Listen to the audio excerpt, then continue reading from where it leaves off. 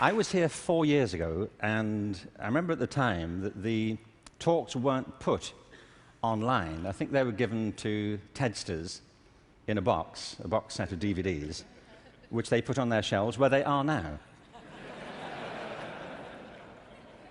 And actually, Chris called me a week after I'd given my talk and said, "We're going to start putting them online. Could we put yours online?" I said, "Sure." And 4 years later, as he said, it's been seen by it's been downloaded 4 million times.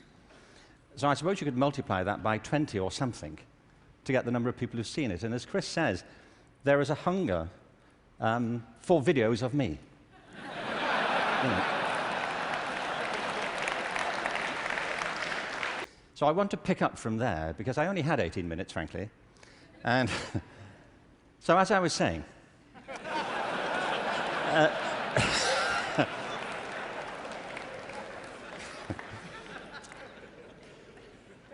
you see, he's right. I mean, there is a major climate crisis, obviously, and I think if people don't believe it, they should get out more. But I believe there's a second climate crisis, which is as severe, which has the same origins, and that we have to deal with the same urgency. And I mean by this, and you may say, by the way, look, I'm good. You know, I have one climate crisis. I don't really need a second one. But this is a crisis of not natural resources, though I believe that's true, but a crisis of human resources. I believe fundamentally, as many speakers have said during the past few days, that we make very poor use of our talents. Jeremy Bentham, the great utilitarian philosopher, once spiked this argument. You know, he said there are two types of people in this world: those who divide the world into two types, and those who do not. Well, well, I do. And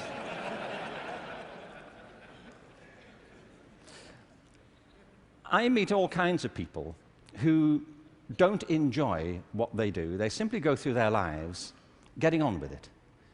They get no great pleasure from what they do. They endure it rather than enjoy it and wait for the weekend.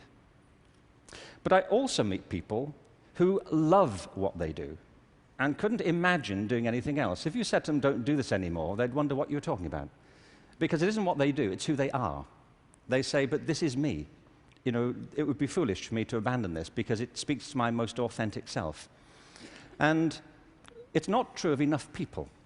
In fact, on the contrary, I think it's still true of a minority of people. Looking for them, they're not just lying around on the surface. You have to create the circumstances where they show themselves. And you might imagine education would be the way that happens, but too often it's not. Every education system in the world is being reformed at the moment, and it's not enough. Reform is no use anymore, because that's simply improving a broken model. What we need, and the word's been used many times during the course of the past few days, is not evolution, but a revolution in education.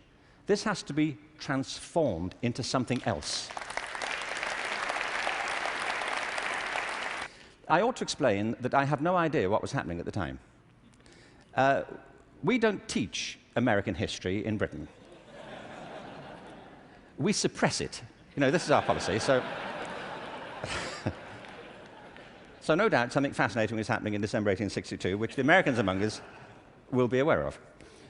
But he said this: "The dogmas of the quiet past are inadequate to the stormy present. The occasion is piled high with difficulty, and we must rise with the occasion." I love that. Not rise to it, rise with it. As our case is new, so we must think anew and act anew. We must disenthrall ourselves, and then we shall save our country. I love that word, disenthrall.